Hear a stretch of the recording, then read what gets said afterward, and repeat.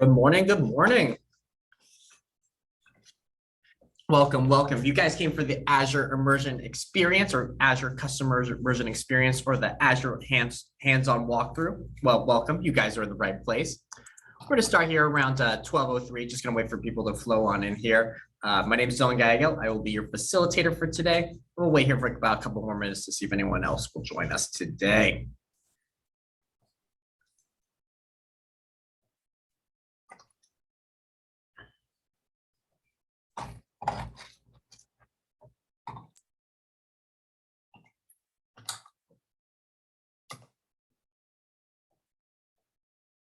All right. So I'm sending out a username and passwords right now. Going with Jonathan next. My name is Phil, by the way. I'm your moderator. I'll be in the background here today. So if you have any questions or if you get left behind and while we're going through this process, if you need some help to catch up, let me know in the chat and I'll help you out. Okay. We call Phil the Power Platform Powerhouse. Go ahead, Phil. Sorry. It's all good. Now you're in good hands today with Dylan. He does a great job explaining everything and really to show you how to reduce your costs too. So which is really good. But yeah, it's going to be good. Awesome, awesome. Thank you, Phil. Well, we'll start here in about a minute or so. If you like, go ahead and put in the chat what you came here for today for. Should be super low key, super easy class for today. And by easy, I mean like easy to follow along, follow through. We don't have that many people here today, so we can easily help anyone out if we have any problems for today. I'm gonna need your participation in a couple ways. The first and easiest way to or you know what? There's two ways we need to participate for today. The first way is through our polling questions, and the polling questions are just used to kind of get an idea of how I want to tailor today's class for today. Obviously, I don't want to call anyone out or make anyone feel uncomfortable, but I'm going to be asking a couple poll questions throughout today's lab just to kind of see where you guys are at in terms of just your knowledge level of Azure or just kind of the different aspects of the Azure environment itself. The other way I can, or another way you guys can participate is just giving me a GTG or good to go in the chat. Just letting me know that you guys had successfully been able to log in today's hands-on lab experience. Go ahead and put a GTG in the chat right now. Excuse me. Thank you, Andrew. Appreciate it. No worries, Jonathan. But yeah, I just want to, what's it called? Thank you, Tony. Appreciate it. Just want to make sure I'm not leaving anyone behind for today. So if you were able to log in successfully, just give me a quick good to go or GTG in the chat. And just to make sure that, yeah, again, I'm not leaving anyone behind and we're able to all follow along for today. We have our lovely moderators, Phil, who just put those credentials in the chat. And we have also Ishmael in the background. He'll be helping out with any of this stuff in the background. Ishmael, do you want to go ahead and introduce yourself real quick, turn on your camera and everything? Hey, what's up, guys? My name is Ishmael. I'm going to be moderating. If you have any questions, you can just ask in the chat and me or Phil will answer if Dylan doesn't first. Yeah, that's me. And what's your background in, Ishmael? Well, I go to UCI and next year I'm going to be fourth year and I study physics there. Nice, nice. What's UCI again? Mr. Funny Man over here. I mean, what does it abbreviate for? University of California, Irvine. Awesome. Those of you who've never heard of it. Awesome, awesome. You're just making sure that everyone's out here. But as you can see, we're obviously an easygoing group. We got a couple people here in the background. But thank you, Ish, for that awesome intro. And if you guys need any help with anything, him and Phil will help you guys out. Thank you, man. Yeah. Awesome, awesome. South Harmon Institute of Technology. That's super awesome, Jonathan. Got a lot of people coming from everywhere for today, which is super awesome to hear. And then, like I mentioned too, if you guys want to participate in today's hands-on lab experience, you guys can use the credentials to log in into today's walkthrough for today. Obviously, there's a couple ways of learning. We can sit here and go over 250 PowerPoint slides of the most amazing and great things that Azure has to offer, which is super awesome and fun. But I usually like to call that death by PowerPoint because honestly, that is not very fun in all actuality. Instead, we can do a different way of learning for today, which is through our hands-on lab experience. where you guys will use those credentials to actually click through and actually participate in today's lab. We'll be deploying a virtual machine for today, and it'll be super fun and super cool. So glad you guys were able to make it. And not only that as well, I've given you guys mic permissions as well. If you guys wish to, ask any questions or, say something in between, feel free to interrupt me. Feel free to speak up. You're not interrupting me whatsoever. I want to make sure I'm tailoring this class for you guys to, get the information you so desire or need. However, if you don't want to talk into the use your mic to talk, you can use the chat window as well. Super easy way to communicate. We can respond to you, answer your questions out loud, whatever you guys prefer. But just wanted to give that opportunity to everyone as well. And I'm going to go ahead and also throw out our first polling question. So I want to just see what everyone's experience level with Azure is in the first place.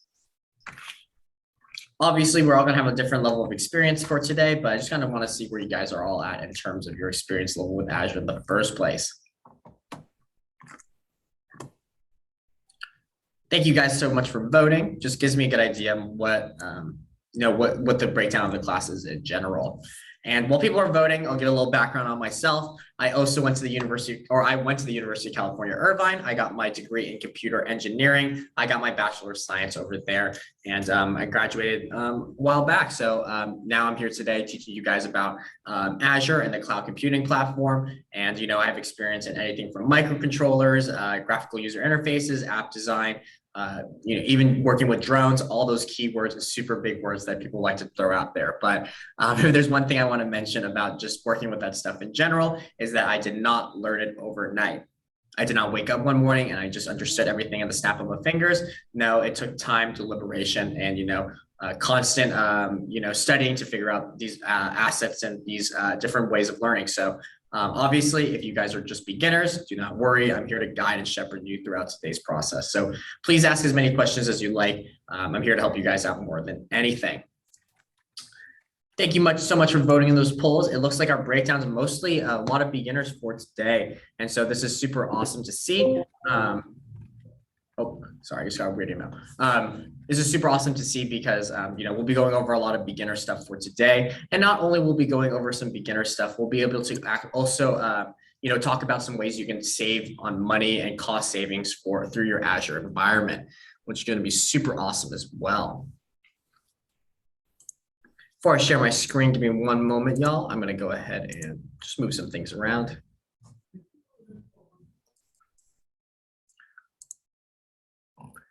Awesome. And William and Jay, I know you guys just joined. Were you guys able to log in successfully to the Azure environment? If so, just give me a quick GTG or good to go in the chat. Just want to make sure that, you guys were able to log in successfully.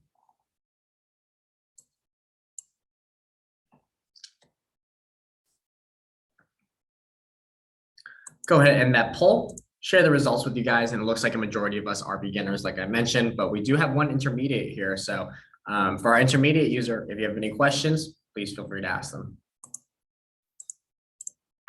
And before we get started too, I just want to kind of give some background on what Microsoft Azure is, or cloud computing platforms are in the first place.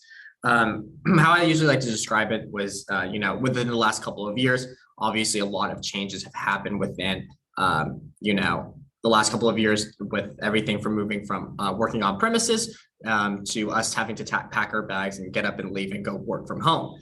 And because of that, what has ended up happening is that our data centers and servers are no longer properly maintained due to the fact that not as many people are going into the office. And what do I kind of mean by all that? Excuse me.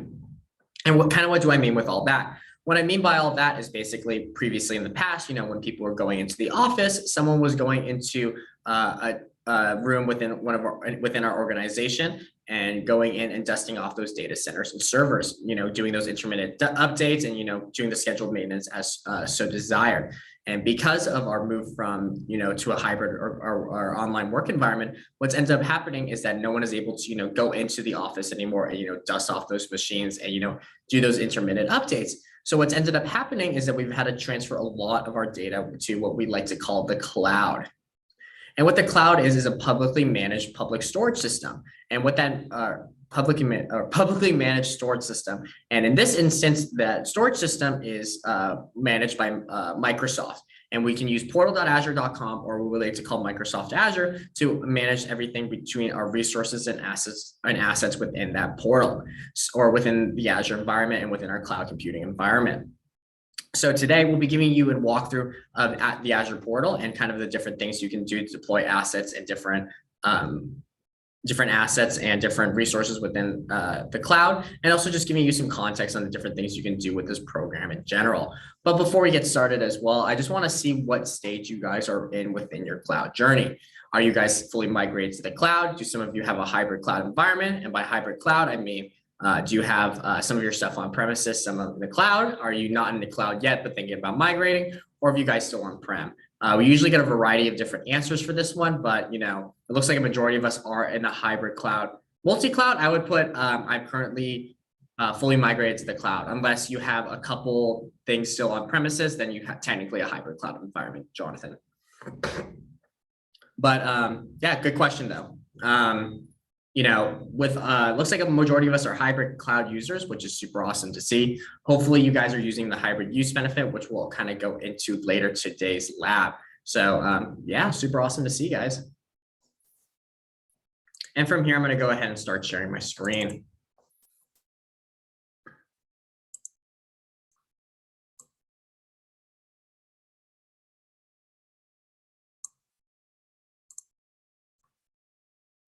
Awesome, awesome. Phil, can you see my screen right now?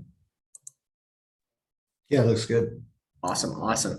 Well, welcome. This is your Azure portal, everyone, and this is what we'll be going through throughout today's lab. So if you guys have logged in successfully, you should be good to go from here. And we can go ahead and do a quick overview of the Azure portal in general. So I'm gonna go ahead and end this poll right here. Share the results with y'all, and it looks like a majority of us do have a hybrid cloud environment, which is cool to see, but a couple of us also do not have are not in the cloud yet and are thinking about migrating.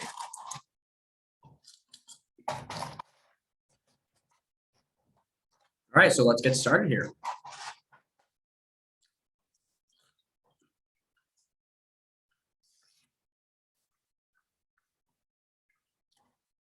So first and foremost, we want to go ahead and give a quick overview of the portal itself.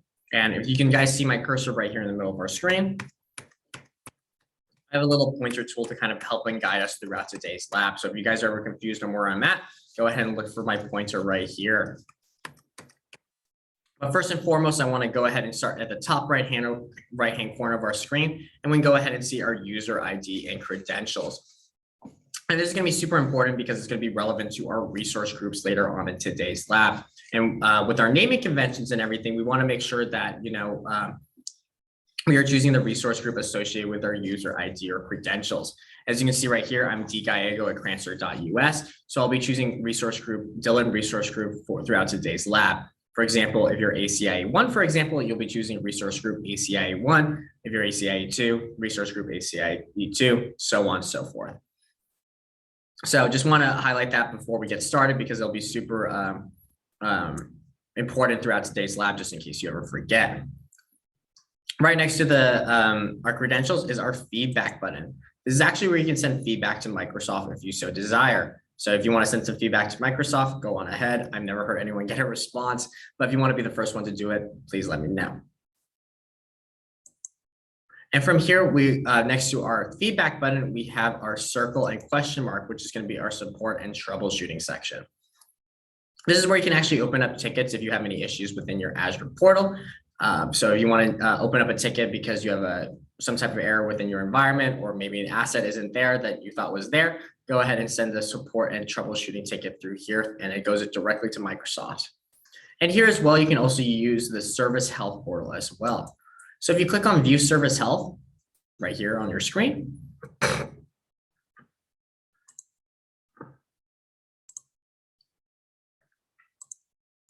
what you can do here is see the service health portal right here. And what the service health portal is super awesome for is just basically if you have any issues or planned maintenance throughout for your Azure environment, what the service health portal will let you know is, hey, there is some issues throughout the environment. Please address it immediately, or please plan accordingly. Sorry, allergy season. So our service health portal is super awesome because, you can check those things out if you so desire. If there's something on the back end you think is happening to your environment, you can check the service health portal to give you a quick overview of what is happening.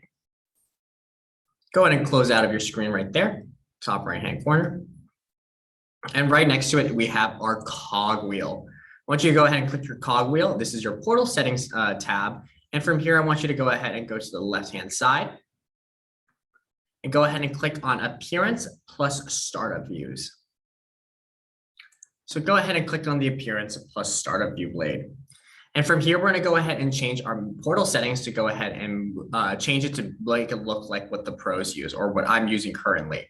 So some of your portal settings might probably look like this as of right now, which is totally fine and okay, but we want to make sure our stuff looks like the pros, especially since we're doing, a cost optimization lab. And I want to give you guys a few tips and tricks for, optimizing your settings as well. So from here, I want you guys to go on ahead and change your menu behavior from flyout to docked. And I want you to change your theme from Azure to blue. Go ahead and select those two options. And then once you have, go ahead and select at the bottom that big blue button at the bottom that says apply. And from here, we can obviously see our portal settings have changed quite a bit. And the reasoning behind this is actually quite psychological. First and foremost, sorry, got a weird notification on Teams. From here, you can obviously see there's a couple of changes that are quite apparent. First and foremost, on this left-hand side, we have a dock now. And what that dock is super useful for is having quick and easy access points for different portions of today's lab and also different access points for whatever you may need to use within the Azure environment. It's customizable, it's super awesome, and the dock will be super helpful throughout today's lab. So, we put the dock on the left-hand side to give us quick and easy access points. And the reason we chose the theme of blue is because, we want a clear differential between our dock and our workspace. And the reason because of that is because if we're working on the portal for a couple hours per day, or we're staring at our screen for a couple hours per day, we want to make sure that there's a clear differential between this, the workspace and the dock for our access points. That way too, we have a clear idea of, what we're clicking on and where we're going throughout today's lab. So we chose the blue theme just to make sure we have a clear differential between our workspace and our access points. And this is what a lot of the pros use. So I just want to give you that pro tip for today. And we can go ahead and exit out of the portal setting at the top right-hand corner. And from here, we can go on ahead to the next button right here, which is going to be our notifications bell. And from here, we can see a couple notifications. This is basically our notification center for today. And what's super awesome about a notification center or the notification bell is that it's similar to, for example, your phone notifications. Excuse me. And what it is it basically gives you updates on when certain things have deployed within the Azure environment or when certain things are failing or happening within the Azure environment. So the notification center is just super helpful. And like I mentioned, it's like your phone notifications.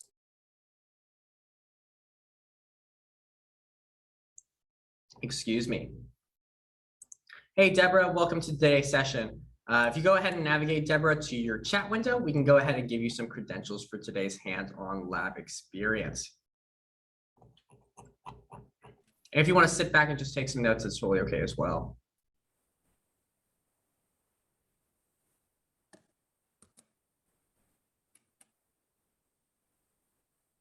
Awesome, awesome. We haven't gotten to the meat and potatoes of everything, so you can go ahead and log in as well.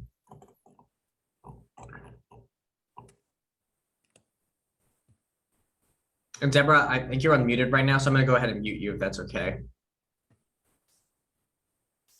If you need to ask a question, Deborah, go ahead and unmute yourself. I'm more than happy to help you out. Anyways, we're going to go ahead and continue on with this portal overview. You can go ahead and exit out of those notifications bell. And right next to our notifications bell, we have our notebook and funnel button. And this is where our directories and subscriptions are located. But today we're not going to go into that too much. So we're going to go ahead and skip over the directories and subscriptions. And then next to that, we have our Cloud Shell. This is where we can upload our own code to the Azure environment. However, for today, we're not going to be doing any coding. So we're going to go ahead and skip over that section as well. We're going to keep it very simplified for you guys for today. But if anyone has any questions about the Cloud Shell, I'm more than happy to help you guys out with all that. And next to the Cloud Shell, we have our search bar. And the search bar is super, super awesome and super, super great because it uses artificial intelligence to look up and search for things within our Azure environment. For example, we can use the search bar to look up anything and everything within the Azure environment. For example, if we type in Apple, Victor, Apple, or AVA, we can see a couple things pop up underneath our search bar using that and it uses that artificial intelligence to kind of look into what you might be looking into. So for example, underneath our services, these are the services Microsoft provides directly.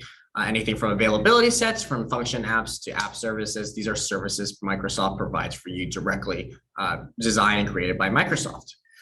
Underneath our services is our marketplace. And this is where independent software vendors can upload their own code to help optimize and make Azure environments or make your Azure portal faster.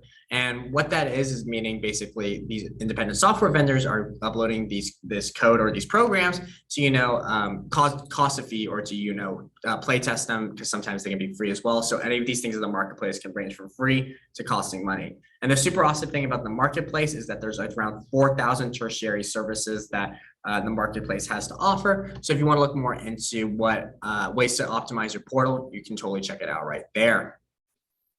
And underneath our marketplace, we have our documentation.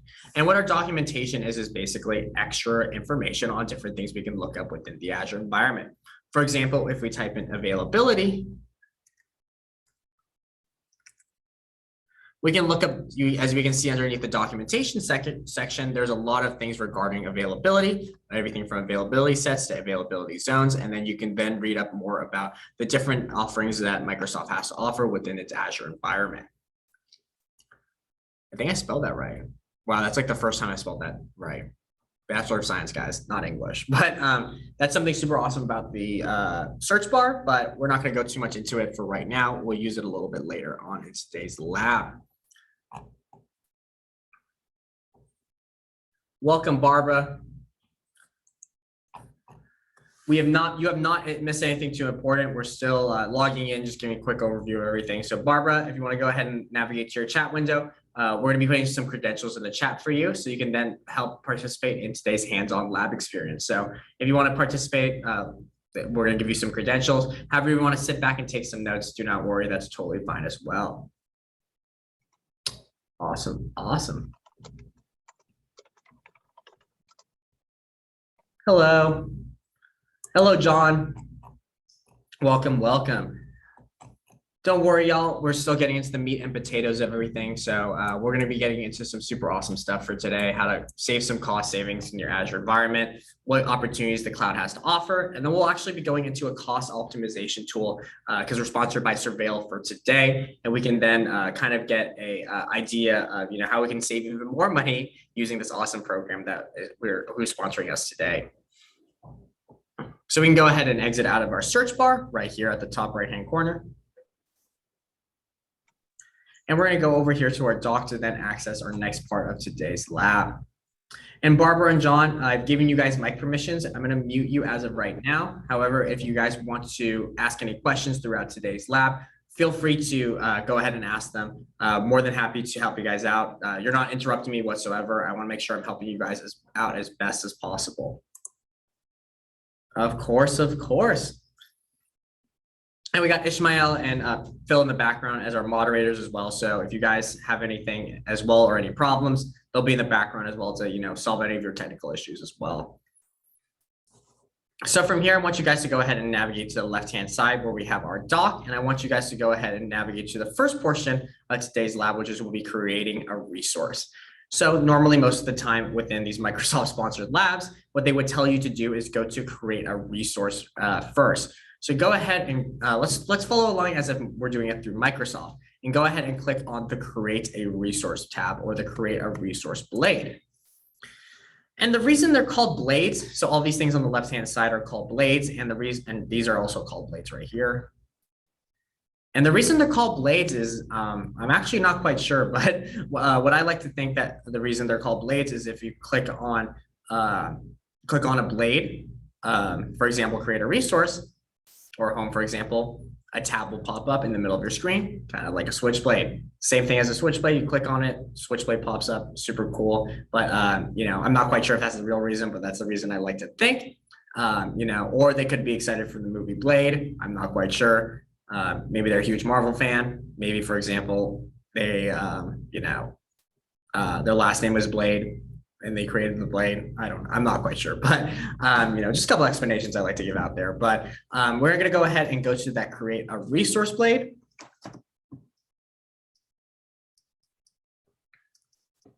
And then from here, we're going to go ahead and see right here that obviously underneath create a resource, there is a lot, and I mean a lot going on this screen. So in order to avoid, what I mean by that is like there's a lot of icons, there's a lot of click points, there's just a lot going on the screen, and it can be quite confusing for some people. So what we're going to do instead of using create a resource like Microsoft would tell us to do, we're instead going to use our another pro tip to avoid using create a resource. So to avoid using create a resource, we're going to go ahead and navigate back to our dock over here on the left-hand side and go ahead and access something called all services.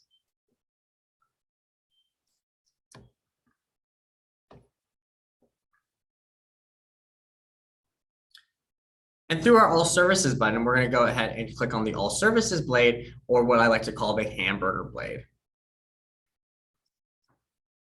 And this hamburger blade is super awesome. And I call it a hamburger because it's a little sandwich on the left-hand side, 3 blades on top of each other. What's super awesome about the all services blade is that, there's not as much going on in the screen. There's fewer click points. There's not as much, the icons aren't as large and, blaring on the eyes. It's a lot more easy to navigate because everything's categorized and a lot more simplified for our needs. So for today, instead of going to create a resource, we'll instead go to all services blade or our hamburger blade to create our resources.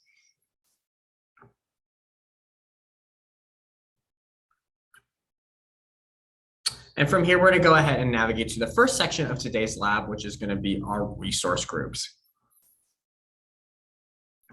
So go ahead and click on your resource groups.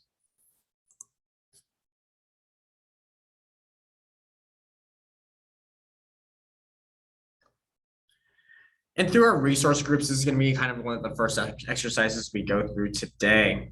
So before we get started into resource groups, I want to first explain what a resource group is.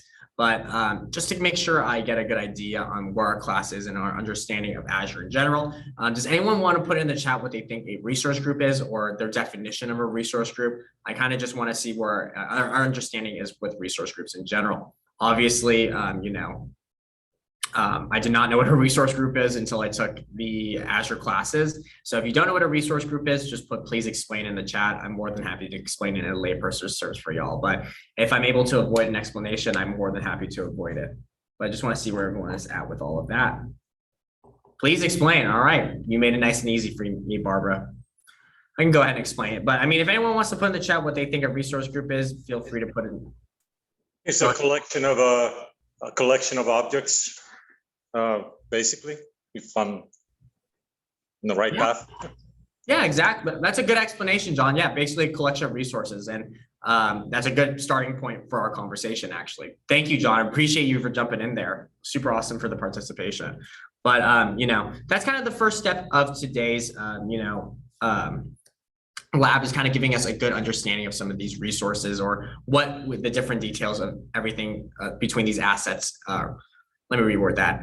Getting a good idea of where we can start with our understanding of these assets. And John was kind of hitting the nail on the head, a collection of resources. And what Microsoft likes to describe a resource group as is a container. And so how I like to describe what a resource group is I like to paint a picture for everyone. And so to kind of give some context for our more beginning users, I like to talk about, what I like to describe as a construction site. So let's say, you're walking to your apartment building, you're on the 86th floor of that apartment building, and you're crawling or walking, not crawling. You're walking all the way up to the 86th floor of your apartment building, correct? And, you're sipping on your morning coffee, your morning tea, some water, just looking out the window out of your the 86th floor, and you notice something quite interesting happening right outside the window of your building. You notice that there's 2 construction sites right next to each other, both building their own independent skyscraper. Construction site ABC, where the workers are from ABC, and then construction site XYZ. And so you notice, you just keep looking, sipping your coffee or your water, just kind of seeing, what is happening when they're building their skyscrapers, right?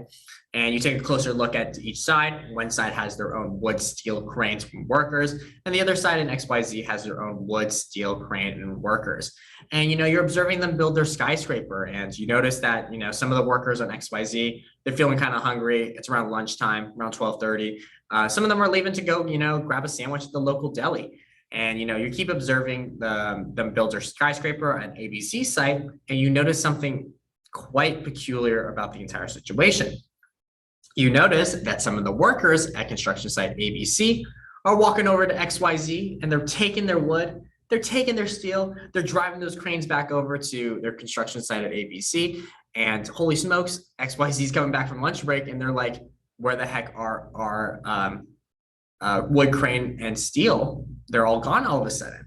And you notice that the issue was that there was no fence in between the two construction sites. They were completely right next to each other, all sharing the same space, and there's no separator between the two construction sites.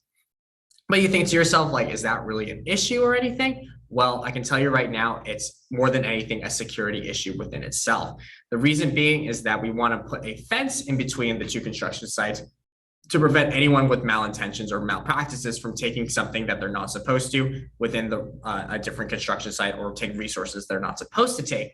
So you may be asking yourself, how does this relate to our cloud environment or at portal.azure.com or our resource groups in general? Well, that entire construction site that encompasses XYZ and ABC, we like to see that as portal.azure.com. And so if you give everyone access to portal.azure.com, what that can create is a security issue within itself. And the reason being that it's a security issue within itself is because all these resources are being moved, and there's just a large area that, nothing is being contained in. So what is the solution in order to prevent people from taking resources they're not supposed to take, or moving things that they're not supposed to move? The answer to that is through our fence. And how that fence relates to our cloud computing environment is it relates to our resource groups. So let's say, for example, construction site ABC, if we put a fence around them, guess what? They can only work on their skyscraper and construction site ABC, and they can only use the resources within their construction site within ABC. They can no longer go to XYZ and take their stuff. And the reason this is super, super, super important is because, sometimes even if no one has malintentions or malpractices, sometimes within our cloud computing environment, we don't want the electrician, for example, to have access to the CEO's website or the CEO's information. So instead of, giving the electrician access to portal.azure.com or the entire construction site, instead you would deploy a resource group or a container or fence around them to only allow them to work on what they're supposed to work on. Make sense? So that's why it's super important we highlight resource groups in general, because it's kind of like the guideline and kind of the base set on, some of the foundations and security policies we'll be going over within resource groups in general. So I'm going to take a second here. Does anyone have any questions on resource groups, or was that, did I paint a clear picture for you guys? Just let me know in the chat. Just give me a quick GTG or good to go if you're ready to go into, yeah, Barbara, thank you. Appreciate it. GTG, John. Awesome. Anyone else? GTG. Thank you, Andrew. Thank you, Barbara. Thank you, John. Just want to make sure we're okay to move on into our resource groups. And I'll kind of get into more of the meat and potatoes of our security foundational policies that will be associated with our resource groups in general, and kind of those super cool things you can do within that to, give you that extra layer of security.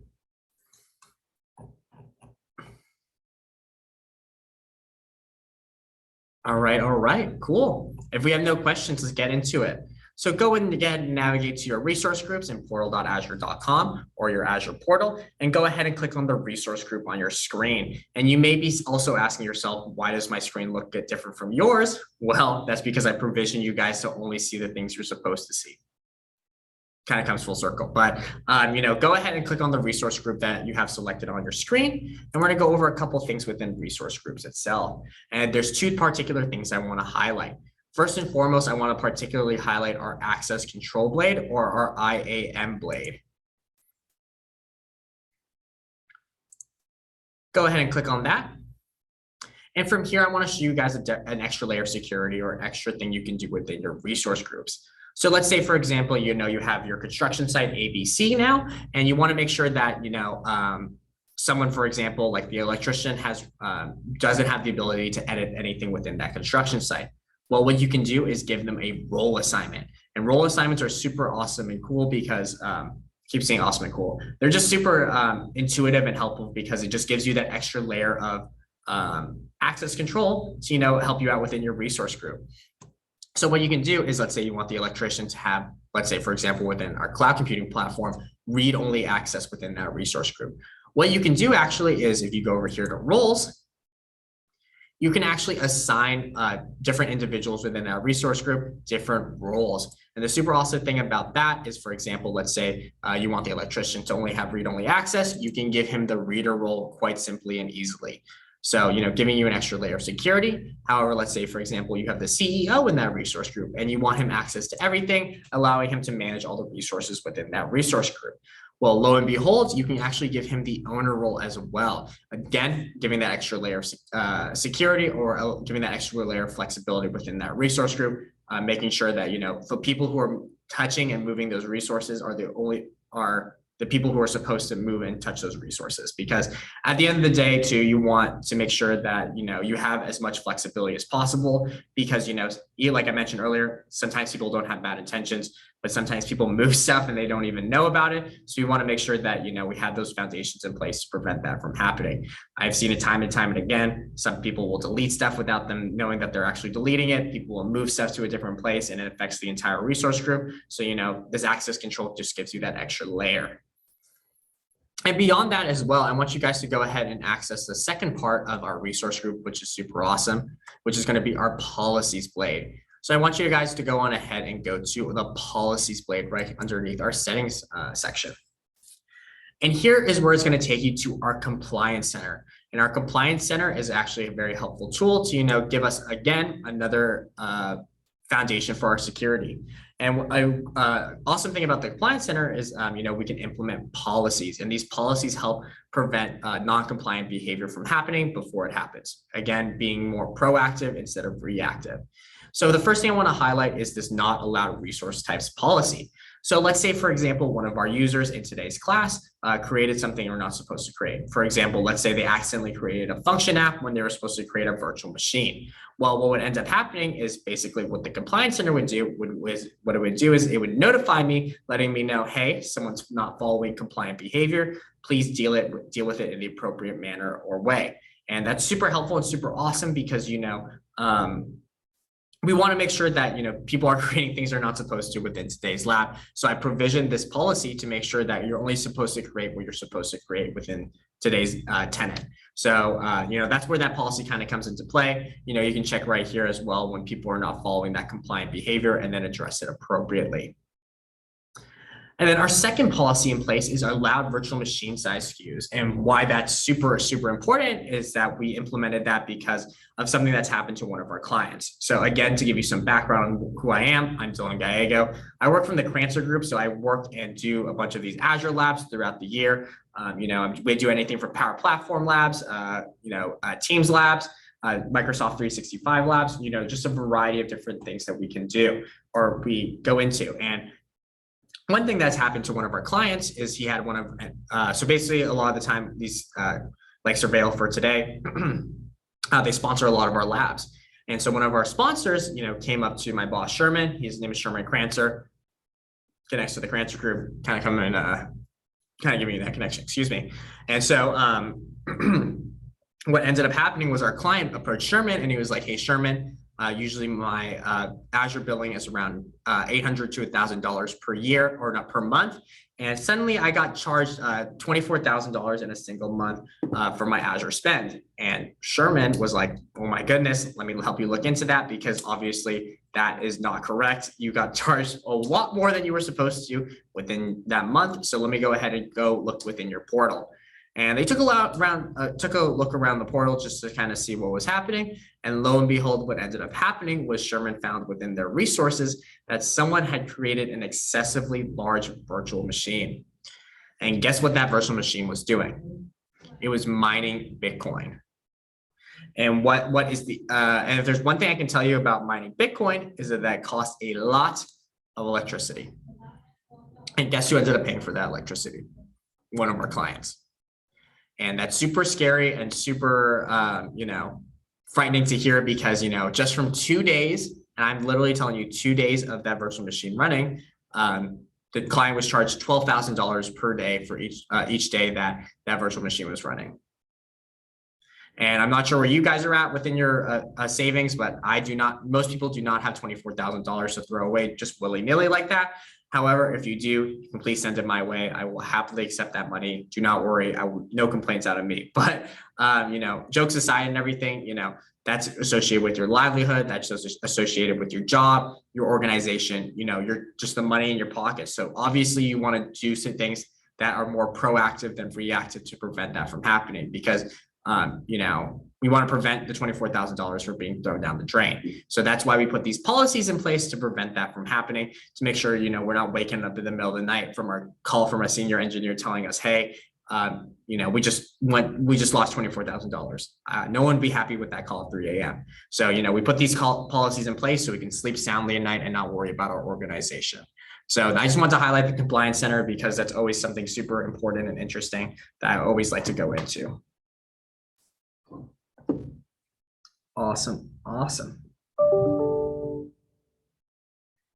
So then we can go on ahead to our next our next section of today's lab, which is going to be our virtual networks. And we're actually going to start building a virtual network for today. This is going to be super important for our virtual machine later on. But before I get into that, I just want to ask one more poll question before we get into our virtual networks. And my poll question is, do you have a team dedicated to setting up foundational security policies inside of Azure? Meaning, do you have a person in your IT department who's actually setting up these policies to, you know, help you create something or create a safe environment within your organization? Because, you know, we want to make sure that we are creating a safe organization with good policies to prevent us from losing sleep at night. So I just want to go ahead and throw out that poll question out there and see where you guys are at in terms of that. And if it's yes, awesome. If it's no, that's totally okay. You know, some people don't have that, but maybe that's the start of this conversation to kind of figure out, hey, how can we set up a team or maybe associate ourselves with someone that can, you know, set us up to put these foundational policies in place. So I just want to see where you guys are at in terms of all of that.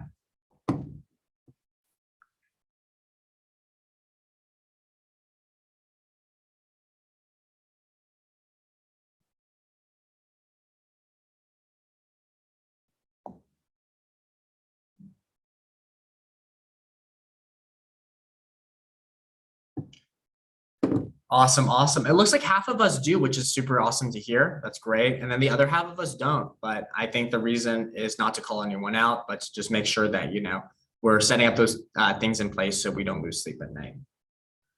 I'll go ahead and end that poll, share the results with y'all. Quite interesting to see. But let's go on ahead to the meat and potatoes of our virtual machine and go ahead and start creating our virtual network. So first and foremost, I want you guys to go ahead and navigate back to your hamburger blade or your all services blade. And go ahead and access what we like to call the virtual networks. So go ahead and click on virtual networks. And if it's not there on your screen right there, just go ahead and scroll down to networking, and it should be the very top blade at the very top underneath the networking.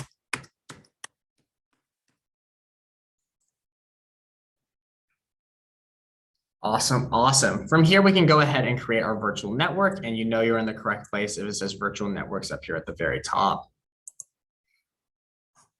So go ahead and click virtual networks. And go ahead and press that big blue plus button that says create. And we're going to go ahead and start designing and creating our virtual network. And just for clarification purposes, we'll be going from left to right and then top to bottom. Before I get into that though, give me one moment.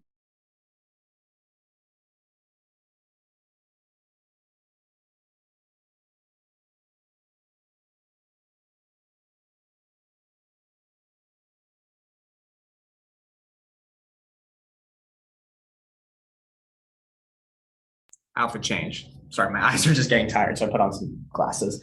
Anyways, we're gonna go ahead and start creating our virtual network. I know, look like a new person, right? So we're gonna go from left to right and then top to bottom. So for our project details, for first our subscription, we're gonna go ahead and leave it as the default Microsoft Azure. This is the environment we're gonna be using today. So we're gonna go ahead and leave it as the default Microsoft Azure. Beneath that, we have our resource group. We can go ahead and use the resource group associated with our user ID or credentials. Like I mentioned earlier, if you forgot, it's right up here at the top right-hand corner. For example, if you're ACIE1, you're going to choose resource group ACIE1. If you're ACIE2, resource group ACIE2, so on and so forth. But for today, I'm going to go ahead and choose the Dylan resource group because that's the resource group associated with my user ID. For our naming convention, we're going to go ahead and keep it nice and simple for y'all. We're going to go ahead and name it Demo Lab VN, standing for Virtual Network -01. Oh. Go ahead and copy and paste that for y'all. Put it in the chat. You can go ahead and copy and paste that into your screen if you so desire. And then for our region, we're going to go ahead and choose the region most closely associated with our actual location. The reason being is that we want to choose, we want to have our region be closest to us because we want the least amount of distance between us and the data center or server. So, you know, within each region, there's multiple data centers and servers. And we want to make sure that we choose the least amount of distance because we want to access our information as quickly and efficiently as possible. So for today, I'm in the Southern California region, so I will be choosing the West US region for my region. Go ahead and select that region.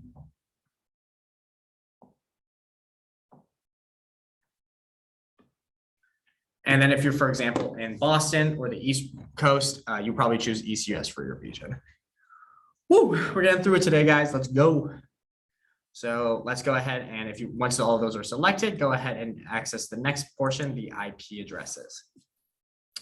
And something cool about IP addresses is that actually Microsoft provides you an IP address at subnet automatically, which is super awesome because if there's one thing I learned in my time at UCI is that designing IP addresses and subnets are not very straightforward as you think. So it's kind of nice that, you know, Microsoft provides for you one directly.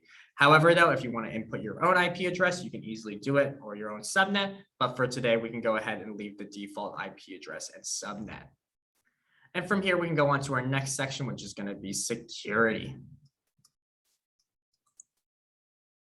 And from here, I want to just triple check that all of these are disabled because all of these cost a good amount of money, especially this DDoS protection standard. It actually costs $3,000 to enable. So we're going to keep that nice and easy for y'all. So make sure you keep it disabled. But let's say, for example, the Bastion host is for web pages and protecting your web pages from attack or any cybersecurity threats. Our DDoS protection standard, what it does is it protects us from DDoS attacks. This is more in line with people with political campaigns or people under scrutiny, maybe high profile accounts.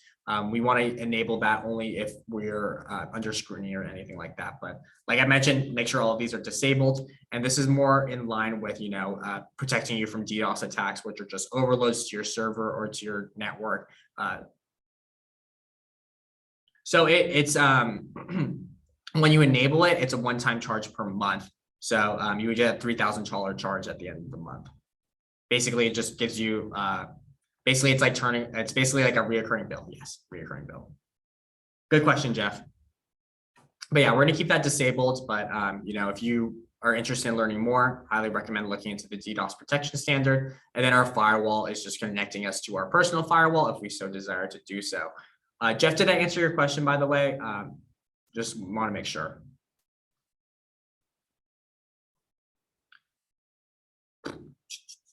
But yeah, leave all of those disabled and we'll go on to our next section. No problem, Jeff, to our tags. And tags are more interested with categorizing resources and consolidating billing. However, for today, we're going to go ahead and skip over that because we're not going to be tagging anything for today. But just wanted to mention it. If anyone has any questions on it, please let me know in the chat or follow up with me. And then from here, we can go on ahead to our last section, which is review plus create. So go ahead and go to review plus create.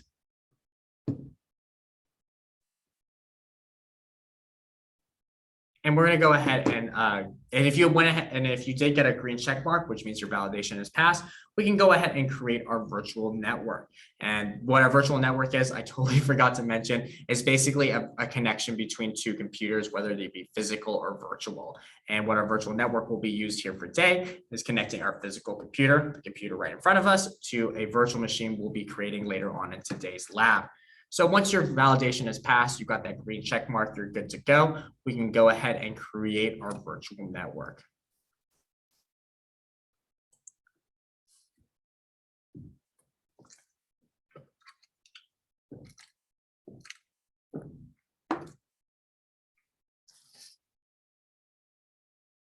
Your deployment should be in progress now. And just to make sure that you guys were able to successfully deploy your virtual network, if you're able to do that, please just give me a quick GTG or good to go in the chat so we can then move on to the next portion of today's lab, which is going to be availability sets. And two, as well, if you don't know if it's deployed successfully, just check in your notification center and you'll see right here, your deployment has been successful. And then also as well, if it failed, it will let you know here as well. But if you're able to successfully deploy it, I don't see your deployment. Let me check for you, Barbara. I can check for you. Which, let me see here. When you do your validation pass, it should say create at the very bottom of your screen, Barbara.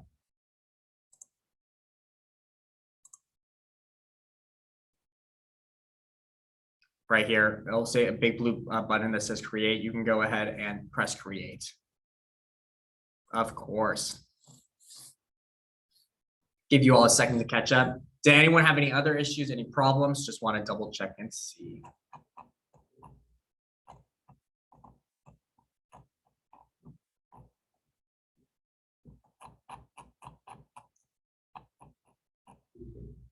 Awesome, John. Good to hear.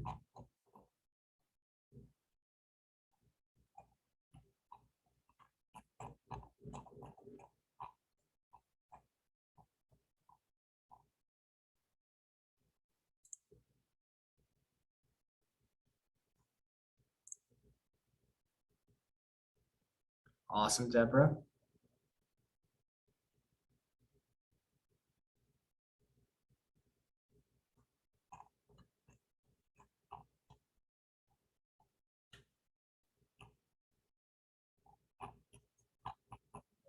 All right, all right. As you can see right here, our environment slowly getting filled up with resource groups. So yeah, we can see that it's actually working. That's super awesome to see. We can go on ahead to our next section of today's lab, which is going to be our availability sets. And we're going to actually use our search bar, which we used earlier today at the very, very top. So we can go ahead and type in availability, or to make it nice and easy using our artificial intelligence, we can go ahead and type in Apple, Victor, Apple, or AVA, and we can see underneath our services, once again, availability sets have popped up. So we can go ahead and select availability sets for the next portion of today's lab. And what availability sets are, and in one word to describe them, it is redundancy. And what I mean by redundancy is basically our availability sets are extra copies of our virtual machines. At the end of the day, what ends up happening is that sometimes things catch on fire, there's power outages, there's network failures. And so what our availability sets will do is create extra copies of our virtual machines in case that happens, because sometimes we have 24-hour solutions that need to be running constantly. So we need to make sure that we have extra copies in place to make sure that, if a network failure does happen or something goes down, we still have our solutions up and running and we don't have anything to worry about.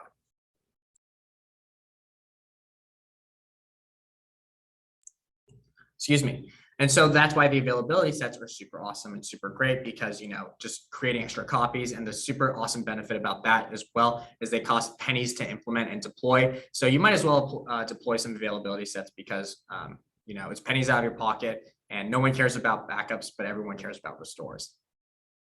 Quite a, a mind-boggling quote, but, let's go ahead and start to create our availability set. You're in the right section of it says availability sets right up here, and right underneath there, we can go ahead and press that big blue plus button, which is going to go ahead and create availability set for us. And from here, we can go into our availability set, and we're going to be going from left to right and top to bottom. And just to make sure we're good to go, does anyone have any questions on availability sets? Just want to double check and make sure before we start creating them. It should be super awesome, Barbara. Thank you. Yeah. And like I mentioned, one word, redundancy. But if no one has any questions, we can go on ahead to our availability sets. And for our project details, we can go ahead and select the description, Microsoft Azure. For our resource group, go ahead and select the resource group you've been choosing previously. I'm Dylan Resource Group, so I'm gonna go ahead and choose that one once again. For our name, we're gonna go ahead and name it AVA set-01. Super simple, throw that in the chat for y'all. For our region, we're gonna go ahead and select the region most closely associated with our actual location. I'm gonna go ahead and choose the West US region once again. What our fault domains are concerned with are our extra copies just in case a network failure or something happens across our server. These are, fault domains. Basically, a fault happens, we have those extra copies in place just in case we need our solution to be constantly running. And so we're going to keep it at 2 fault domains for today. We won't need any more. This is kind of more for example and walkthrough, but that's what a fault domain is in the first place, extra copies during those network failures. And what our update domains are basically multiple copies of our virtual machine, just in case we have an intermittent update or scheduled maintenance. And what it means is that, let's say your solution is running on virtual machine 1, what ends up happening with an update or a service maintenance, what ends up happening is that your solution is then transferred, or your solution is then instead of running on virtual machine 1, it's then ran on virtual machine 2, and then your solution is constantly running on virtual machine 2, meaning there's no downtime. Then that way that virtual machine 1 can update and do its processes and do that dusting off like I was talking about earlier. And then once it's done dusting off, you then would transfer back to virtual machine 1, solution would start running again, and then that virtual machine 2 would then update with its own updates.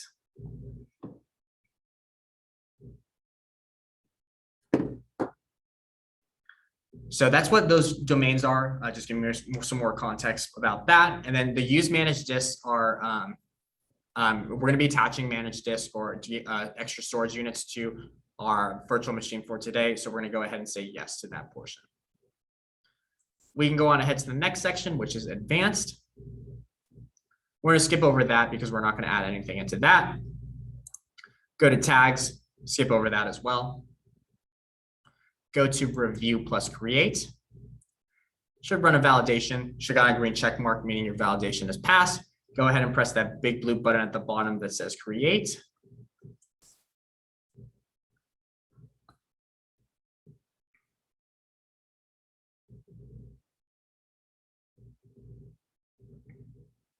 And from there, I should have deployed fairly quickly. So then we can then see right here, notification center. Deployment has been successful. And just to double check in before we move on to our next section, I just want to get a quick good to go or GTG just to make sure we're ready to go on to the next section. Thank you, Barbara. Really appreciate it, guys, for your participation as well. It really, helps out with today's lab just because I only got this little white light on my screen. So it's kind of hard to make sure that people are following along. And I don't like calling people out because, this is obviously a safe space. So I just want to make sure that you guys are able to deploy everything successfully and have the opportunity to ask questions if you so desire. Thank you, Jeff. Thank you, Barbara. Thank you, Andrew. Did anyone get any errors? Anyone having any issues? No worries, John. Go ahead and if you wish, when you're creating your AVA set, just do AVA set -02 or something similar to that. And let me know when it's deployed and we can start moving on as well. Awesome, awesome. We got our resource groups slowly flowing on in here.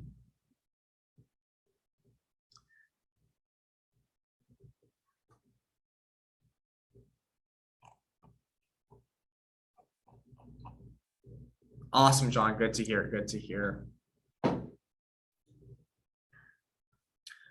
All right, y'all. We're going to go ahead into our last portion of today's lab. We have 30 minutes left of today's lab. We have a little break in between when deploying our virtual machine to talk about Surveil, which is going to be our sponsor for today. But for right now, we're going to go ahead and go into the last portion of today's lab, which is going to be our virtual machines. Excuse me. Allergy season. I'm sorry, y'all. these winds be killing me, but we're gonna go ahead and go to virtual machines. And to make it nice and simple for y'all, we're gonna go ahead and use our dock for one last time and go ahead and access the tab or blade that says virtual machines.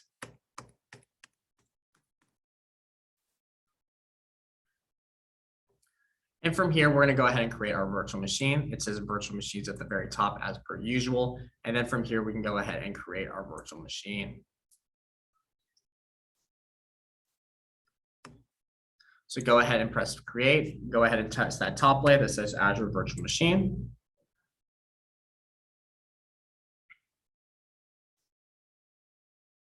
And from here, same as always, left to right and then top to bottom. Subscription, go ahead and leave it as it is, Microsoft Azure. For your resource group, once again, go ahead and choose the resource group associated with your user ID. For your virtual machine name, we're gonna keep it nice and simple, sorry. Demo Lab VM, standing for virtual machine, -01. Put that in the chat for y'all. For our region, go ahead and choose the region associated with your user ID or credentials. Or no, sorry, misspoke. They're doing these labs all week, guys. Go ahead and choose the region associated with your actual location. For your availability options, go ahead and select availability set. And this is again where everything comes full circle, because we're gonna go ahead and choose the availability set we created earlier. Kind of cool, showing you how these things are implemented within your virtual machine. So for our security type, we're gonna go ahead and leave it as the standard. For our image, we're gonna go ahead and change it from the Ubuntu to Windows Server 2019 Data Center Gen 2. So that's the image type we're gonna be using today, or the operating system we'll be using for today. So go ahead and choose Windows Server 2019 Data Center Gen 2. Again, the image is concerned with your operating system. And there's a lot of different operating systems you can actually choose from. But for today, we're gonna go ahead and choose Windows. You can choose anything from Red Hat Linux to Ubuntu, different operating systems. But for today, like I mentioned, just do the Windows one. You can actually do like Windows 10, Windows 11, Windows Enterprise, Windows 7. I don't think you can do Windows XP, but Windows XP is awesome. But yeah. I don't know, not a lot of people fans of Windows 10, but I mean, you can choose that one. Or no, Windows 10, Windows 8. Windows 10 was good. You don't see anything other than Ubuntu, Barbara? All right, so we're gonna go ahead and go from Barbara, go ahead and select See All Images right underneath that drop-down menu.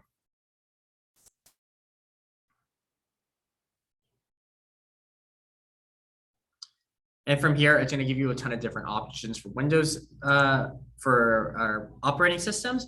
And what I want you to do is type in Windows into the search bar right here. 2019.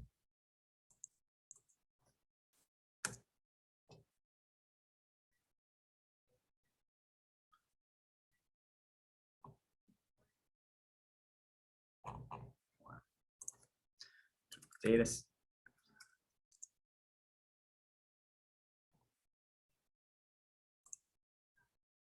Huh.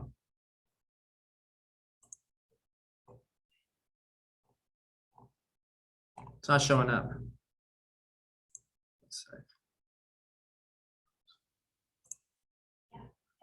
Sorry, y'all. Just some technical errors.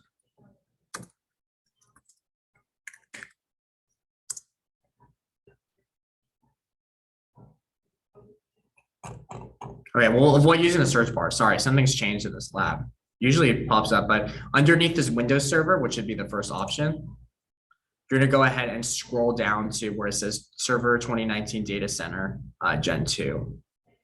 Let's see if I can find it.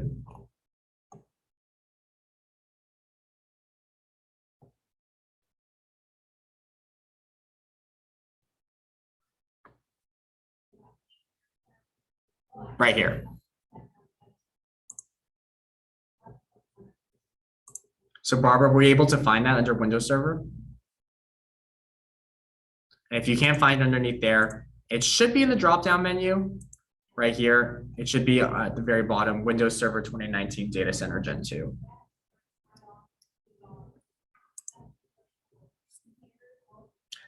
Awesome, we're good to go. And then from there, we're gonna go ahead and choose our virtual machine size. And for our virtual machine size, I want you all to go ahead and choose the standard D4S V3 model. And if you don't see that virtual machine size in your drop-down menu, go ahead and select See All Sizes.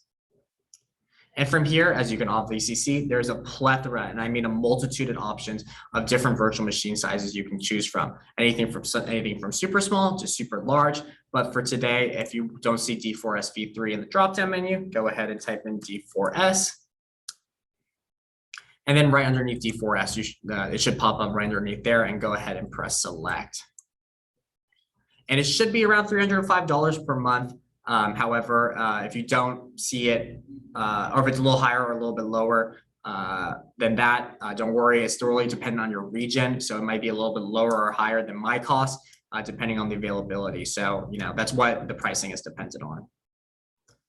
And it's kind of cool because I'll show you later in a second with the hybrid use benefit, you can actually get a lot of cost savings by using by using the hybrid use benefit, which some of you guys do have a hybrid cloud in place. So you might get some savings if you don't already know about it. For our username and password, we're going to go ahead and choose the username demo user. And for our password, we're going to go ahead and select the password.1 exclamation point, exclamation point. Go ahead and put that in the chat for y'all so you guys can input it in yourself.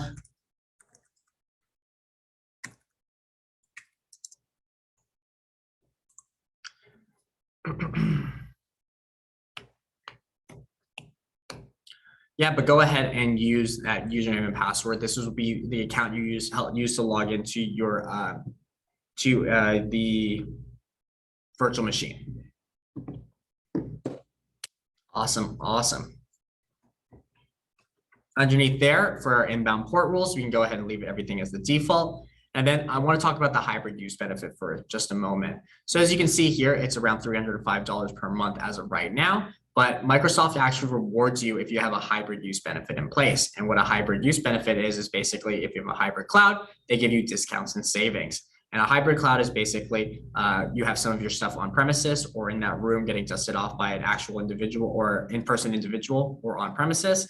And you have some of your stuff in the cloud, meaning some of your stuff in a publicly managed storage system. So Microsoft rewards you for having that hybrid use benefit in place. And let's say, for example, we did have a hybrid use benefit in place. If you went ahead and checked both those check marks and scroll back up to your virtual machine size pricing, as you can see here, it's almost went down almost $150 per month. And that's super awesome. But I mean, if you're running it on obviously $150 may not seem like a lot of money to a lot of us. But let's say, for example, you're running that on a macro scale, you have 100 virtual machines that are running at once. That's around $15,000 in savings. Bada bing, bada boom, goes right into your pocket. But yeah, that's just the hybrid use benefit. But obviously we don't have one for today, so we can go ahead and uncheck that. But then we reverted back to the normal virtual machine size. But I just kind of want to see where everyone's at in terms of the hybrid use benefit. Do a lot of people know about it? Do a lot of people know about it? I just like always asking the class to see, has your organization taken advantage of the hybrid use benefit?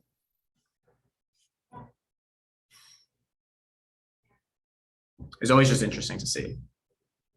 So if you can, go ahead and vote in those polls for me. Just want to get a quick temperature check.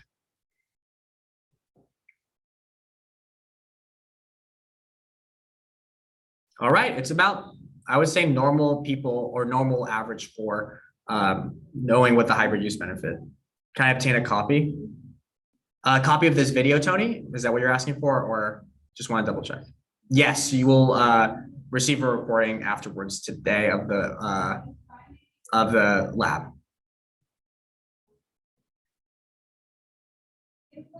Of course, of course. And when we send it through, make sure you just check your, it might go to spam, but we'll probably send it to you guys after the recording is done processing. All right. So yeah, 33% of us looks like do know what the hybrid use benefit is and are taking advantage of it, which is pretty normal numbers. Not a lot of people know about it. But if you have an IT organization or IT department, I highly recommend looking into it because then you can kind of get some more follow-up and more information on how you can take use of the hybrid use benefit. Awesome. We're going to go ahead to the next section, which is going to be our disk. So go ahead and press next. And from here, we're going to go ahead and attach a data disk, which is just basically another storage unit to our virtual machine. So go ahead and click on create and attach a new disk. And all the settings here are actually defaulted to perfectly what we want. So we're going to go ahead and press OK under create and attach a new disk.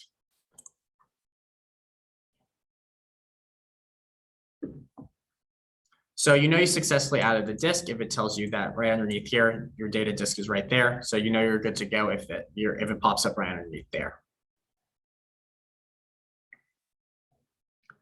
And underneath there, next, we're going to go to networking. And I just want to highlight something in particular with our networking section. As you can but clearly see here, our virtual network is now being implemented within our virtual machine along with the subnet and IP address we were given previously, kind of showing how everything again is coming full circle. And we're going to go ahead and skip over these other tabs. We won't be going too much into those. And we're going to go ahead into our last section, which is review plus create. So you guys can go ahead and skip the management, advanced, and tag section and just go directly to review plus create. And from here, you should have gotten a validation pass, a green check mark, which means you should be good to go. And then you can go ahead and press that big blue button at the bottom that says create. And we're going to start deploying and creating our virtual machine. However, it's going to take a couple minutes for it to deploy. In the meantime, we're going to take a quick sponsor message. So we're sponsored today by Surveil, which is an asset management tool within Azure. You can use it to, kind of see the different capabilities of, what your Azure spend is like and how much you're spending within your environment. So I just want to kind of, demo this tool real quick. I'm going to play a quick video. It's 15 minutes, but I'm not going to play the entire thing. I'm just going to play it for like 5 to 7 minutes. So just quick commercial break as well. So we're going to go ahead and play this video over here. And I'll see you guys right after this video. And then right after this, I'm going to go ahead and deploy this virtual machine for you guys. And we can go ahead and start landing the plane.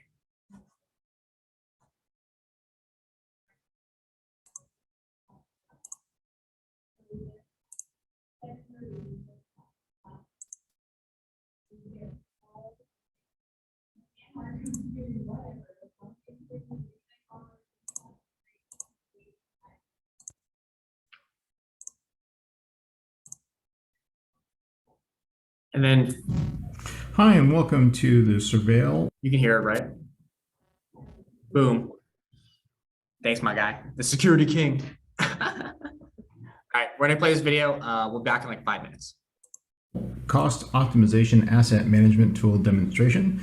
So the very first step that a customer would go through when signing up with Surveil is actually just signing into the portal. It literally takes 5 clicks to get federated. In this instance, we've already been federated, but I'll go ahead and show you. So you'd sign in using Microsoft, right? And then when we get to this page, if you have not done your Azure health check yet, you'd have one more window before this, and it'd say authorize authorize Surveil to actually do a read-only asset management consolidation report. And basically it's 2 clicks, you authorize it, and you're only authorizing it into the licensing environment. So the Surveil tool is the first of its kind to use machine learning and artificial intelligence to create tags inside of your licensing environment. It's read-only, and you can take the tags that is created on our side on Surveil and actually apply them to your current, but there is no need for PII. We're not getting into your network, and we're not downloading any type of agent. Now, the first things that we would do is after we onboarded you, we'd actually sit there and we'd wait 3 weeks to actually get into it because it needs to read the telemetry. And after we do that, I'm going to go ahead and show you. We get into it, and this would be your very first page that you look, and it's basically an overview of the Surveil asset management tool. And there's 3 different sections here that are really important to note. One is the Azure, the Azure section. Next one is the Office 365 section, but then there's also a risk and governance section. So when we let it sit for 3 weeks, there's 3 areas that we're going to go to originally, and I'll show you those 3 different areas. The very first one is Azure. So we would take a look at your Azure environment, and the first section that we'd actually go to is the overview page that would basically take a look at all of the different Azure environments that are there. It'll give us a total cost. This is a very small environment. How many are virtual machines? Gives us some knowledge about our services and networking. And let me go ahead and click on analytics. And while this is going, this is actually using Power BI embedded to take a look at this. So when we click on analytics, the first thing it's going to do is give us a really great overview of all of the different subscriptions, the actual Azure current costs, resource categories, gives us our top 5 costs by meter, tells us what our total spend year over year, but we can actually go into any one of these different areas, the cost summary, virtual machines, what they're being used over time. We can get into subscriptions, where we can actually look at subscriptions and say, okay, if these are the top 10 subscriptions inside of Azure, here you go. This is what the costs are. This is what the percentage change per periods, and we can get into. So as you see here, we can actually get very, very deep, but this is one of the first few things that we'd actually look at. But the second thing we'd actually look at after we kind of did a little bit of digging in here is actually get into the recommendations. And this is what we really love. So I'm going to go over to summary. Now, a lot of folks will tell you that, Azure Advisor, and there is stuff that are inside of Azure that they can tell you some cost management, but Microsoft typically does not provide all this extra detail to understanding what's going wrong. And what we've noticed with Azure specifically, we've noticed that reserved instance, hybrid use benefit, idle services, idle databases, and the wrong type of disk typically equate to about a wastage of between 30 and 45%. So for instance, when you take a look at this particular screen, this says, okay, it's going to say, well, after we monitor your whole Azure environment, we're going to look at what we can do. And it says here, there's potential savings in this very small demo environment. There's $1,000 in potential savings. We click into the details, and it basically will tell us all of the different subscriptions, what could be used with reserved instance per se. Okay, that's a really good detail. And if we go ahead and implement these are the types of change and or savings that we can see over the year. The second thing is idle services. We find that in a lot of test dev environments, there's a lot of idle services that are set there. A lot of people are spinning up machines or leaving them, and it ends up being a lot of wastage. So with this tool, it's going to help us understand what are idle and what can we go ahead and optimize to reduce our overall cost. Next is the hybrid use benefit. And one of the things that Microsoft does is they talk about a few ways to save money, but the majority of pay-as-you-go and enterprise clients aren't utilizing the hybrid use benefit or the reserved instance benefit. And the hybrid use benefit basically says if you already have a server on-prem, you don't need to double pay and pay it in Azure. So what this tool is going to do is right away is going to find out, okay, what Azure instances can be, if we use the hybrid use benefit, and what would the cost and savings be with that, right? So we have idle databases we kind of talked about, or the hybrid benefit. They have some Azure recommendations, but there's also another thing like abandoned disks, right? Who's using these? Who turned on SD disks or whatnot? What's been abandoned, but what are you still being charged for? Or it's, storage or oversized services. So really what this is going to do, the recommendation after those 3 weeks, is really give us a high level overview of what to manage, right? And how to manage it. Because, Microsoft and being cloud and being elastic is fantastic. However, the problem with that is, if you're not constantly monitoring or constantly watching this, things change and happen. And the last thing I'm going to mention, while this is great initially, we can fix you initially, you do need to constantly monitor this so that we don't have instances where somebody come in, maybe from a test dev environment, spins up these really monster machines, puts on some pretty high level memory and leaves them running, right? It's just absolute wastage.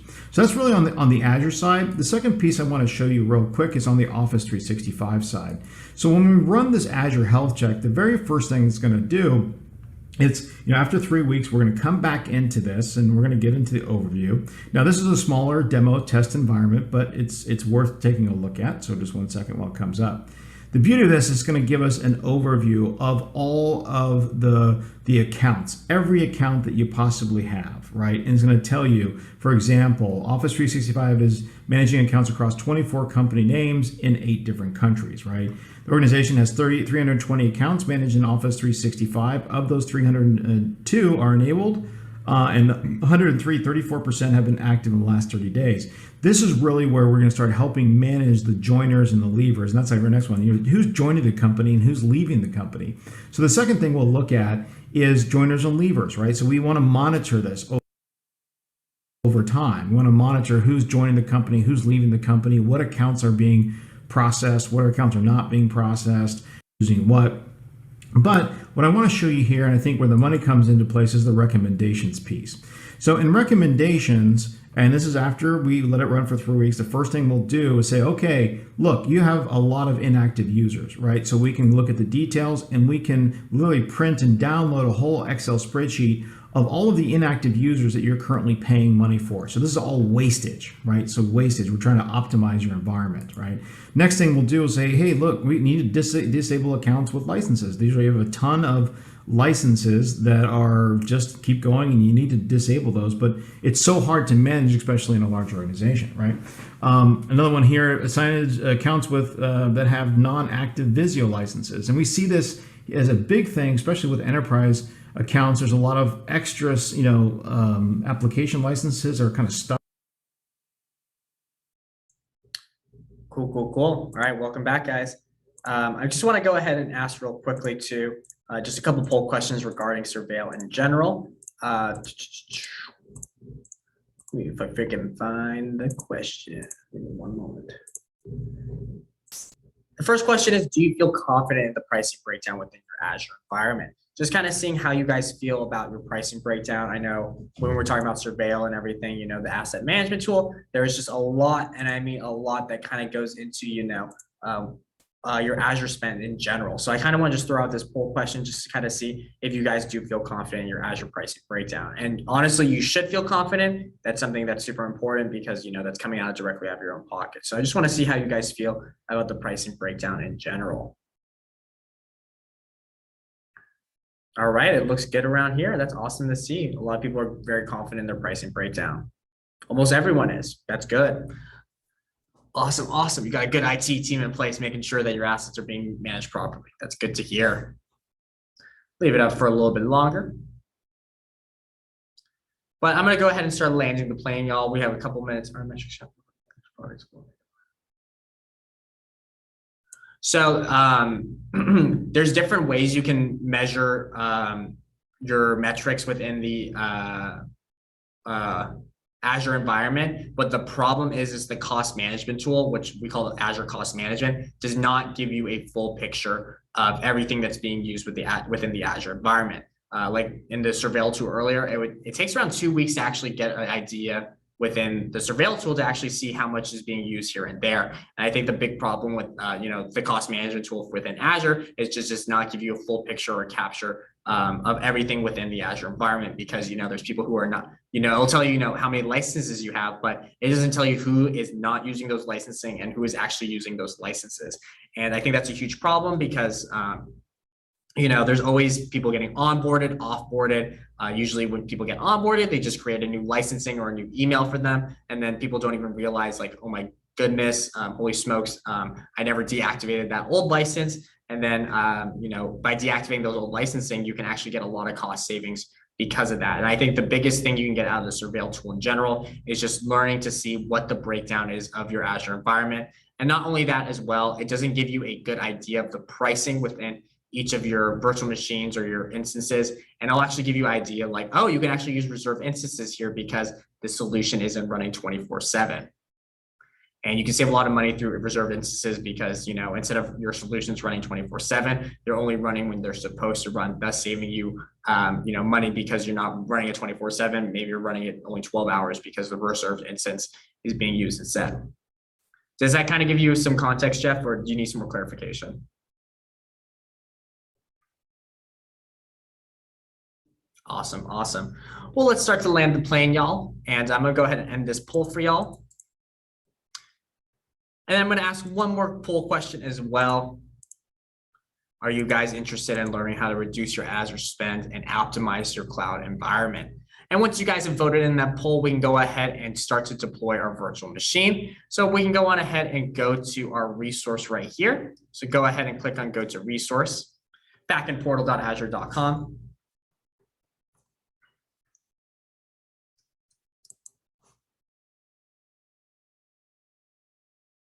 And then here we can go ahead and connect using a remote desktop protocol. So go ahead and select that top blade that says RDP.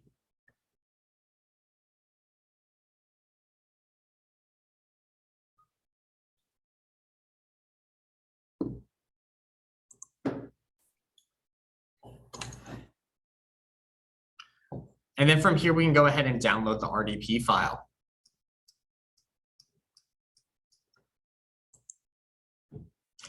Then from here, we can go ahead and open that file. It's going to ask us if it wants to connect to the RDP. We can go ahead and press connect. Go to more choices, go ahead and use a different account.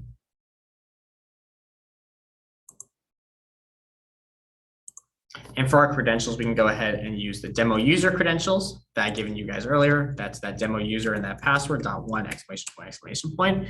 And it may prompt you to log in with your own credentials. Make sure you click on more choices and you select use a different account.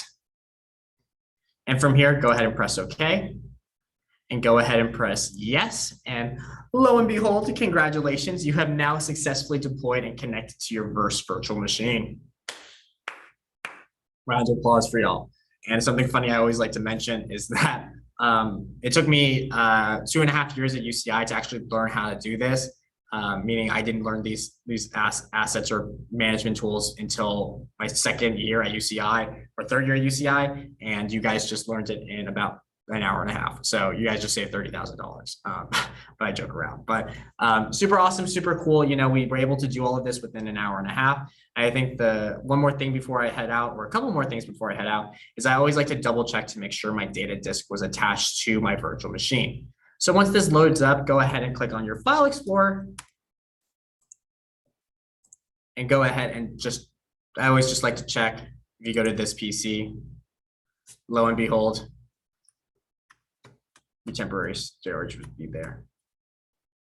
No worries, Barbara. Did you have any trouble? Do you want me to go back and walk it through with you? What part are you on right now?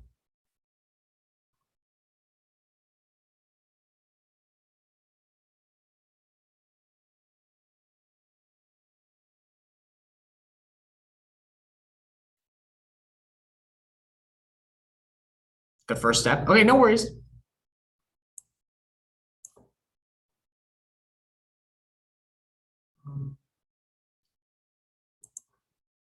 So Barbara, if you want to go back to virtual machines,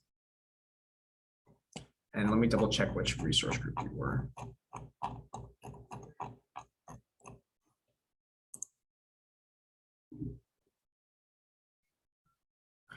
Barbara, which one did you name your resource group as? Were you Dylan resource group or Demo Lab VM4? Awesome. Go ahead and click on that. So go to virtual machines on your sidebar. Click on Dylan and resource group. Go ahead and press connect right up here at the very top.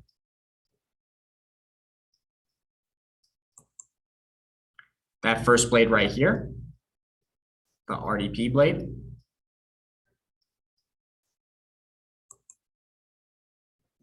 It's going to ask you to download an art. No worries, John. We'll make sure to follow up with you with the recording afterwards. And if you're interested in that Surveil tool, we'll make sure to send you some more information. Thank you so much, John. And if anyone needs to head out as well, just quick thank you to everyone for joining for us for today. I really appreciate your guys' participation. You guys have been an awesome class today. Barbara, stick around. I'm gonna make sure that you deploy it. And if anyone else has any questions, feel free to stick around for a little bit longer. Oh yeah, of course, Barbara, no worries.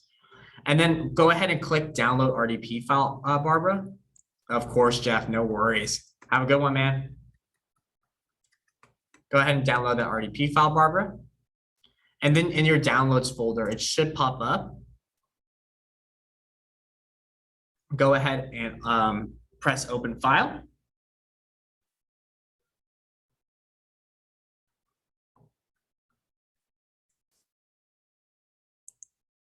And then when you open the file up, I'm going to go ahead and close this just to show you. Go ahead and open up that file, Barbara. It should prompt you if you want to connect.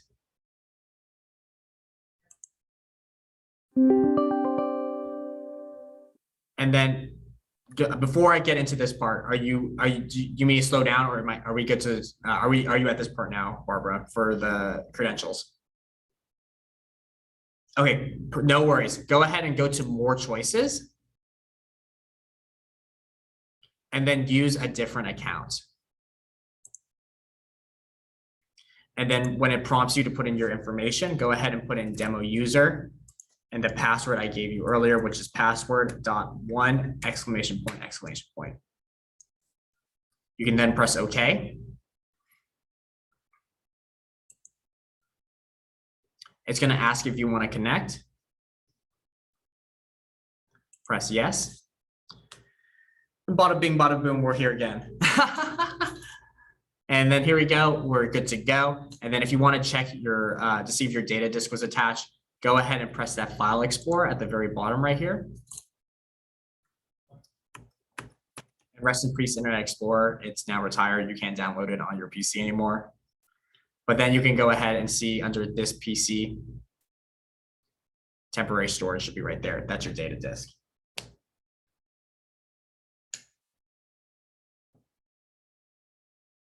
Were you able to get there, Barbara? And did anyone else have any questions or concerns or anything they needed help with?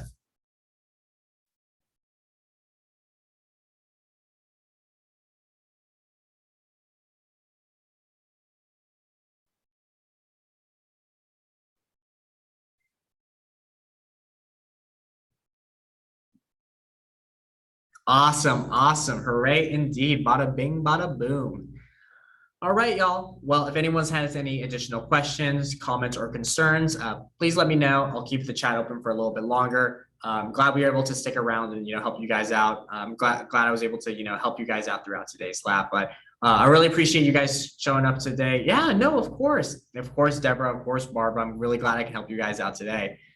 Super awesome. But if anyone has any more questions, please let me know. But if not, enjoy your weekend, enjoy your day, have a great night. Yeah, but thank you guys so much for coming.